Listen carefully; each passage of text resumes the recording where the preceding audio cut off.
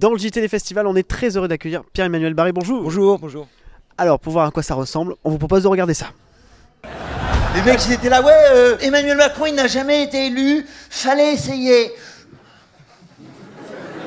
D'où c'est un argument, ça.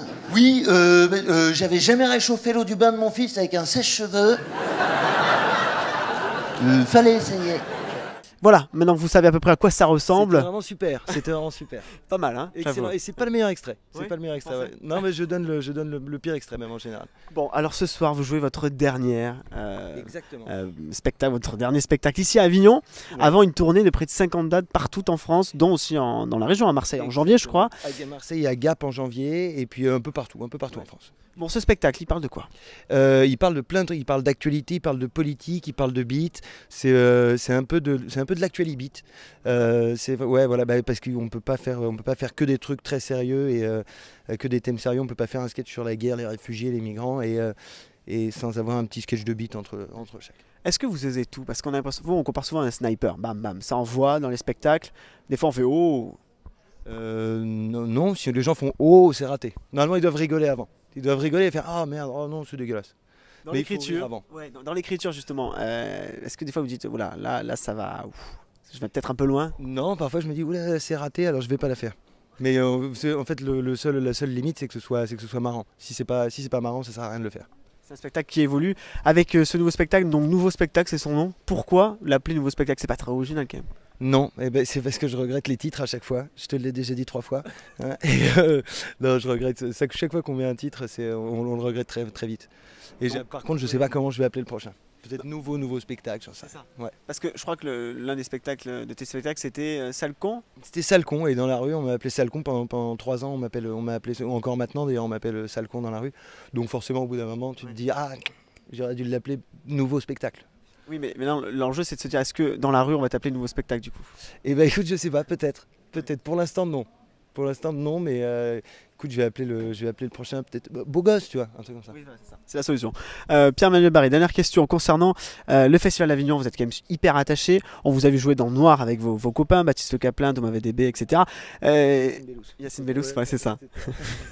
Non, parce que ça tourne aussi le spectacle, ouais, c'est pour ça qu'il y a plein d'acteurs. Pourquoi venir comme ça au Festival d'Avignon? Qu'est-ce que vous aimez? Moi j'aime bien, alors pas la chaleur, déjà vraiment pas la chaleur.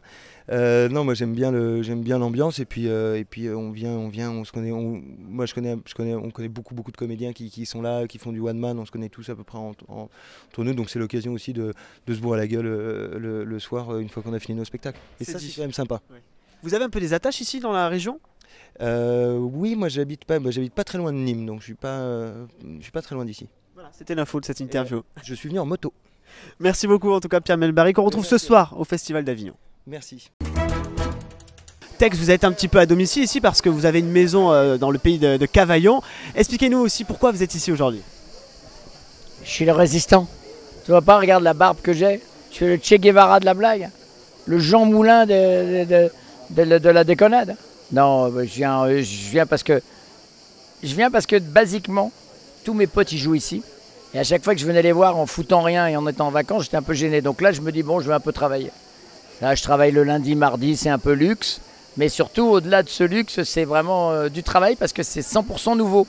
Et je crois que c'est la première fois de ma vie que je fais un spectacle 100% nouveau, où je monte sur scène. Là, tout à l'heure, je sais pas exactement si je crois que je sais pas exactement ce que je vais dire. Un peu comme là. Tex, cette année, elle a été un peu surprenante hein, pour venir un petit peu avec Tex et votre éviction de France Télé. Est-ce que vous pouvez un petit peu nous raconter comment vous l'avez vécu? Moi, je l'ai super mal vécu. Parce que je trouve ça très injuste. Je trouve qu'il y a eu un petit peu de délation. Je trouve qu'il y a eu un peu de censure. Je pense qu'il y a eu un peu de balance ceci, balance cela. Et là, tout m'est retombé dessus d'un coup. Et c'est la liberté d'expression qu'on a pris plein les carreaux. Maintenant, je pense que ça résonne dans l'esprit des gens, ce qui s'est passé. Tout le monde se méfie un peu. Et je trouve pas ça très très bien de faire peur aux gens. Alors, une petite dernière question, une petite blague pour terminer. Vous savez ce qu'on... Non. Vous savez ce qu'on dit à un panda? On lui dit plus rien, hein, c'est déjà fait. Hein. Mais lui, c'est de naissance. Allez, bisous.